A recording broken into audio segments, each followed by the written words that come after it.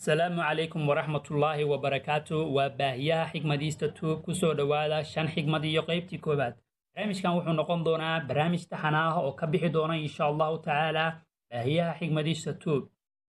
أبو شوعا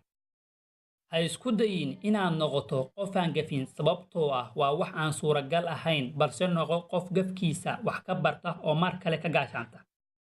mararka qaar waxaa dhacda inaad kalinimo dareento adiga oo dad badan la jooga sida oo kale waxaa dhacda in adiga oo kali ah aad farxad dareento sababtuna ma ahan tirada cidda ku hareer joogta ama aan ku hareer joogin balse waa cidda qalbigaaga ku jirta ee la jaarka ah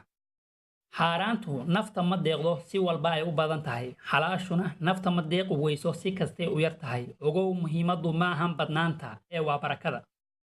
haddii quruxdu ay indhaha soo jiidato ugu habdhaqanka wanaagsani wuxuu soo jiitaa qalbiga quruxda dhabta ahayna